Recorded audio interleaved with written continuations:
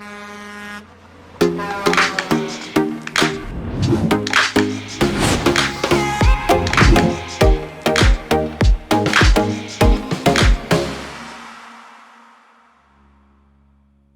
estamos de volta ao Motores do Brasil, aquele podcast, videocast do Conar em que você não pode perder. E a gente fala, é ou não é, Laguna, que é sempre especial? Muito especial. Muito especial. Aqui do meu lado, Laguna, meu super companheiro. Aliás, é o contrário, eu tô aqui por causa dele. É super ao contrário. E hoje a gente tá com umas presenças incríveis aqui. Para vocês, é para vocês. Tudo que a gente faz aqui é para você, retificador. Hoje está aqui com a gente a KS, o grupo Rheinmetall. E falando pela KS e pelo grupo Rheinmetall, está o Luiz Lipai. Ei, Lipai! Oi? Super parceiro nosso. E o Éder Gazola, que também é super parceirão nosso. Lipai, quantos anos de KS, de grupo? De KS, 23 anos. 23, e você, Éder? 17. Eu não vou mais perguntar para você quanto tempo de presidência. Senão eu fico muito velho. Não né? vou falar quanto tempo eu tenho de mercado, porque eu já estou começando a ficar com vergonha. Tem que passar rápido, Deixa né? quieto. Passa Vamos muito fazer rápido. um bagulho. Muito bem-vindos. Super bem-vindos. Que gostoso ter vocês aqui. E hoje a gente vai aprender, né? Vocês vão contar um pouquinho da KS, o que vocês andam fazendo por aí, porque o mercado precisa saber e a gente precisa aprender, né, Lagoa? É isso aí. Então é isso. Vamos começar? Vamos lá. Agora. Chegou a nossa vez agora? É isso aí. É isso Então aí. vamos embora. Vou começar. Ótimo. Contem da KS um pouquinho pra gente. Primeiro, fala um pouquinho do KS, Grupo Rheinmetall, quem é filho de quem, como é esse guarda-chuva, pra gente entender direitinho. Bom, Carla, obrigado pelo Imagina. convite. Acho que é muito bom estar aqui com vocês, né? Com a Conarem, com esse momento especial. É bom lembrar que a gente tem bastante tempo de mercado, né? Bastante tempo. E quanto à a KS tem mais tempo que a gente. Isso é bom. Né? A KS, desde 1910, ela começou na Alemanha, e a Pierburg começou em 1908. Uma hoje voltada para a parte mecatrônica, a Pierburg, e outra voltada para a parte de mecânica, hard parts, que a gente chama. Né? Ah. Então, essa é uma história bastante longa. É Né? verdade. A gente não vai ter muito tempo para contar, mas a gente vai dar uma ideia aqui. No Brasil, ela está mais 55 anos já no Brasil. 55 de Começou Brasil. lá em Santo André, né? Junto com o Parque Automotivo, e hoje ele está em Nova Odessa. Você falou que você está lá há 24 anos. 23 anos. 23 Não anos. aumenta, não. Cara. Praticamente, não sou. Praticamente metade do tempo que o grupo tem no Brasil, você tem de É empresa. verdade, né? Ai, que legal. Você gosta de lembrar isso? É. Né? Mas faz parte. É um jeito de me poupar. Muito bom. E falando da Rheinmetall, que você perguntou do grupo Rheinmetall, né? Hoje é uma empresa, está na Europa, está na Alemanha como base, mas está nos Estados Unidos, está na Ásia, está no Brasil, está na América, né? E hoje ela pertence a uma empresa de capital aberto, né? E a Rheinmetall ela tem dois braços. A gente fala o braço automotivo e o braço da defesa. Então ela está bem focada na mobilidade e na segurança. Hoje nós vamos falar só de mobilidade. Tá. Né? Esse é o nosso tema, é o que a gente responde pela parte de reposição. O grupo, o automotivo, ele está presente com mais de 50 fábricas pelo mundo e ele está ligado às tecnologias, ao desenvolvimento de peças, tanto da parte mecânica como com a parte eletrônica. Sendo que hoje, cada vez mais, essa parte da eletrificação também é um desafio e nós estamos presentes no mundo com essa nova tecnologia. Claro que para o mercado de reposição, isso ainda não é o momento, ou está vindo ainda de forma devagar, mas lá na frente isso deve Demora, acelerar. mas a gente sabe Mas que uma vai hora chegar. chega, Então né? a gente tem que estar aqui também para fazer essa transição. É isso aí, nós vamos falar um pouquinho dessa passagem aí pelo tempo das tecnologias. Carla, né? eu queria aproveitar esse momento, nessa abertura desse trabalho, para que você comentasse com o público, né, que das peças que a gente conhece KS aqui no Brasil, a gente conhece muito o pistão, o anel, a bronzina, né? Mas me parece que vocês fazem blocos, né? E fornecem para as principais marcas na Europa blocos de alumínio, correto? Correto. A gente tem uma produção bastante intensa, né? Uma joint venture que está em Necasur, e faz uma produção de bloco para as montadoras, bloco de alumínio, né, o bloco com bastante tecnologia. Esse um braço importante do nosso negócio. E quais são as marcas que compram bloco de vocês? Você se lembra? Hoje tem Porsche, tem Audi, são as marcas mais usadas, Mercedes, então tem todo esse segmento da parte de carros de passeio. Perfeito. Tá. Obrigado. Você estava falando de hard parts, né? Quais são os produtos que a KS coloca no mercado aqui no Brasil hoje? Bom, tá. Só por questão de curiosidade, né, o pessoal conhece como KS, né? E KS vem de Kolben Schmidt, né? Que foi o fundador da divisão mecânica, e Kolben é pistão em alemão.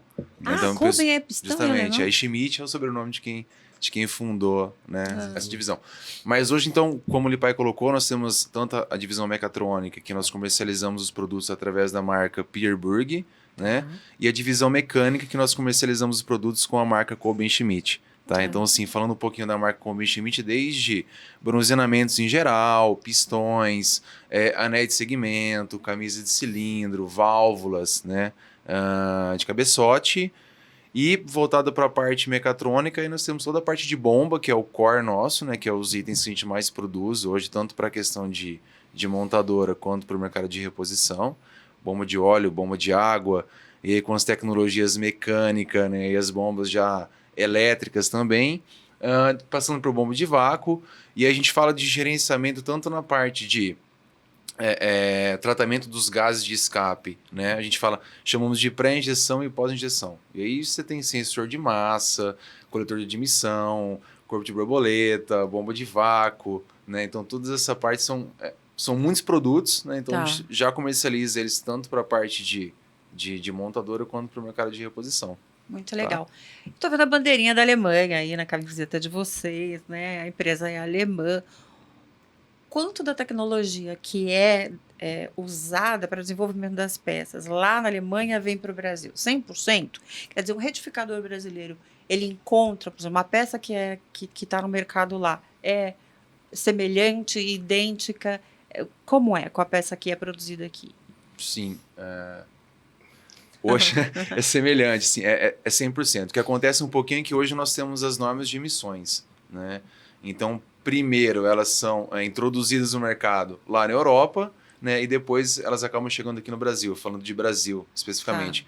Então, esse ano entrou a norma Euro 6, né, aqui no Brasil. Então, assim, os produtos que são desenvolvidos e utilizados no mercado europeu são os mesmos que são utilizados aqui no Brasil. Aqui no Brasil. Justamente. Né? Então, apesar de nós termos a tecnologia Flex aqui no Brasil, né? Então, assim, falando da parte mecânica ou mecatrônica, alguns produtos são os mesmos, né? Que é utilizado hoje no motor movido a gasolina lá e o motor movido a álcool, etanol e gasolina aqui, que é o Flex. Então, assim, pistões, bronzeamentos, né? Bomba de vácuo e por aí vai. Então, assim, nós podemos dizer que 100% é igual.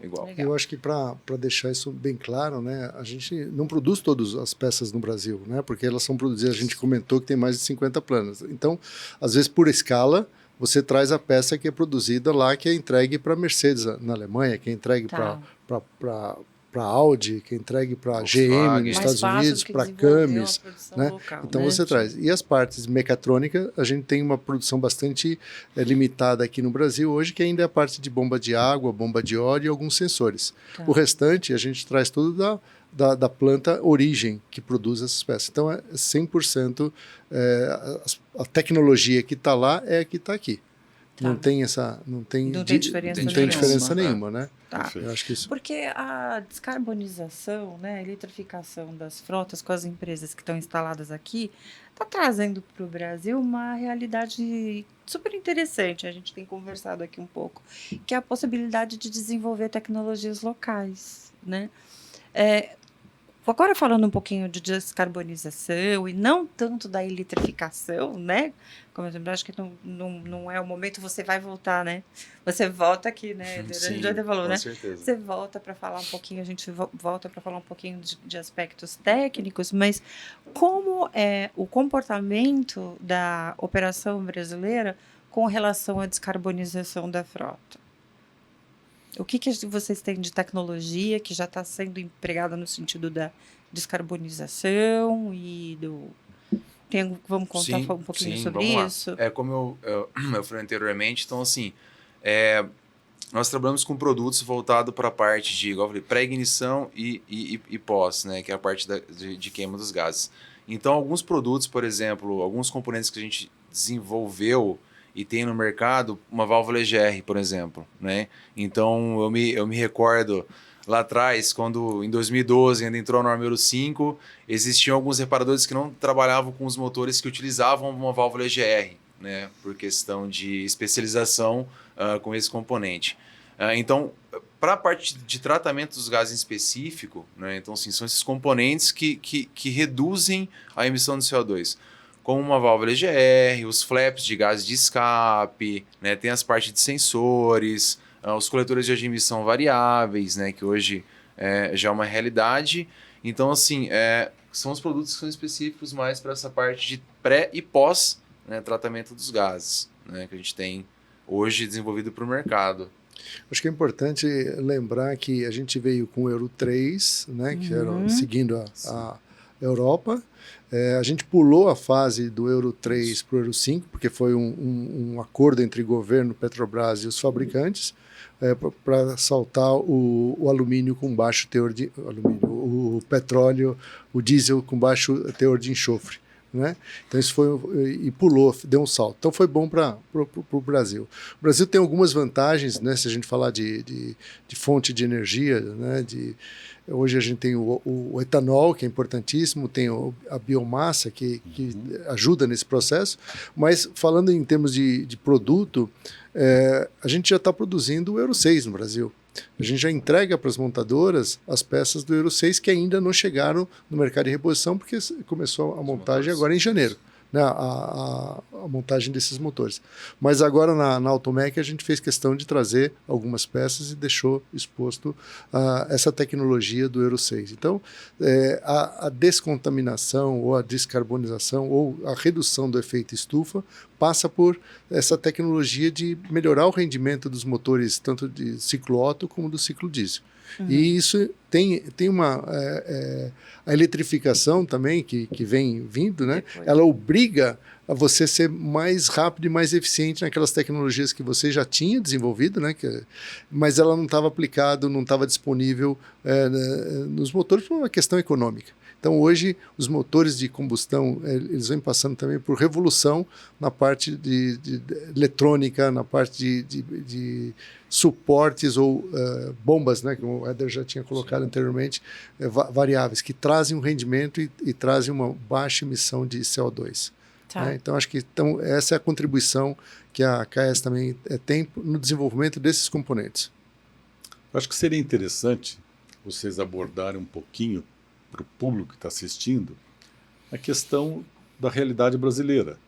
Porque a gente vê na mídia hoje se falar muito em veículo elétrico, quando a gente aqui no Brasil nós temos uma situação muito diferente. Sim. Você acabou de falar do etanol e da biomassa, que é o biodiesel, e agora vem o biogás, o biometano, Hidrogênio. né? Hidrogênio, quer dizer, então tudo indica que a frota brasileira ela vai continuar com motor a combustão interna, né?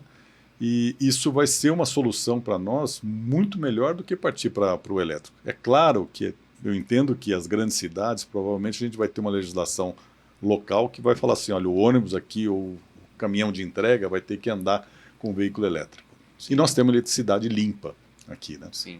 Mas o problema de emissão de carbono no Brasil não está na frota. É diferente dos Estados Unidos, é diferente da China, é diferente da Europa, né? Nós temos aqui uma matriz bastante limpa, se não me engano é 12% só que do CO2 a partir da nossa frota, né? O restante vem de outras áreas, que seria queima de matas e questão da agropecuária, né? Que são coisas também que já estão sendo trabalhadas. Então, comenta um pouquinho sobre isso, porque me parece que não será a tendência nossa e a gente pode até tranquilizar os segmentos, né, que nós vamos ter aí retífica de motor por muitos e muitos anos. Com certeza. Eu acho que um ponto importante, a gente sempre passou isso para o mercado há muito tempo atrás. A gente tem muitos componentes provenientes e foram desenvolvidos para os veículos híbridos e elétricos, né? Então, assim, a gente fala para eles, o pessoal se especializa muito na parte mecânica, né? E tem que continuar se especializando. Apesar de nós sermos fabricantes de autopeças, todo dia a gente está aprendendo também, né, com o mercado ou se especializando. Mas um ponto importante é a questão da mecatrônica, né, do que eles precisam se desenvolver. Não é somente o dimensional do motor quando se faz uma reparação, mas sim um diagnóstico correto do motor. E não sair trocando peça para tentar identificar o problema. Então, esse é um ponto importante para esses componentes. Quando a gente fala de mecatrônica, né, então o reparador ele vai ter que saber a parte mecânica, mas também a mecatrônica. Como que ele faz um diagnóstico correto, saber utilizar um scanner, né, e outros dispositivos para conseguir chegar na falha que o motor está apresentando. Não é simplesmente trocar uma peça. Não, igual a gente colocou ali, fazer uma análise, justamente, o diagnóstico. né? E as peças são caras, não dá então. para trocar. E a gente fala assim, não somente o reparador, porque hoje a manutenção, a troca, por exemplo, de uma bomba de água 100% elétrica, ela é cara. Né? E ela simplesmente não pode rodar somente com água no reservatório. Né? Você tem que ter uma mistura com o aditivo correta e o aditivo específico para aquela bomba de água. Por quê? Né? Porque hoje um líquido refrigerante é o que faz o arrefecimento do próprio mecanismo elétrico da bomba. Né? Então, assim, se você roda com água sem o aditivo, né, os componentes elétricos, né, eles vão falhar. E ele vai ter que trocar uma bomba dessa que tem um custo alto. Né? Então é assim, né? A tecnologia vem, né? Sim. E o que o mecânico, o reparador, o retificador tem que fazer é ir se preparando para essas novas ondas. Quantas ondas de motor a gente já não teve na Laguna? Pois é. Né? De tudo, na verdade, de tudo, né? Porque nós estamos falando de motor aqui. A gente fala muito de veículos elétricos, né? Se a gente parar para pensar quantas vezes o motor elétrico ele nasceu e morreu, né? Exatamente. Durante esses últimos 100 anos, dizendo assim. Eu comecei a trabalhar num evento da AEA, olha, miliano. Eu andei num... O que era aquilo? Acho que era um Palio elétrico. Não vou nem falar quando foi, porque eu li Paia, eu vou mandar uma pergunta de data para ele vai ter que responder. Entendeu? Não vou nem falar quando foi, né? Mas muito tempo atrás, né? Então, já era, né? Já falava, vamos eletrificar. E não eletrificou, não. Eletrificou, mas é uma parcela, um percentual muito pequenininho da frota. Certeza. Lógico que a gente não desacredita da chegada da eletrificação, não é isso, mas aqui, pelo menos no Brasil, a gente tem muitas alternativas tecnológicas, né? Sim. Se eu não me engano, vocês têm um slide, né? Que mostra exatamente as possibilidades de... Sobre os componentes? É aquele, volta ao... Esse. Esses são os tipos de acionamentos que nós temos hoje, né? Tanto dos motores a combustão, até chegando nos motores, né, com célula de combustível. Então ele fala o híbrido paralelo, o híbrido plug-in, né, híbrido em série, e veículos com bateria 100% elétrica. Né? São Então, as opções são as opções que nós teremos no futuro. A nível De mundial. hoje, mundial. Já são existentes, né, mas a gente está discutindo aqui, por exemplo, no veículo 100% elétrico, né, na questão de frota, ou quando isso vai ser uma realidade, é difícil a gente hoje ter uma... Existem muitos... tem muita informação hoje, né, através de internet, muito se diz. Acho que o veículo elétrico em si está um pouquinho na mídia, e isso acabou assustando um pouco o reparador. Né, porque eu me recordo, 5 anos atrás, quando a gente ia fazer uma palestra no campo, a primeira coisa que eles perguntavam é sobre o veículo elétrico. Né? Vai acabar o motor a combustão? Então a gente fala assim, não, pessoal, calma, ainda, né, acho que eu vou me aposentar e ainda vai estar em evidência o motor a combustão no Brasil. Então, assim... entende o que você está falando, isso é uma coisa que a gente sempre fala também.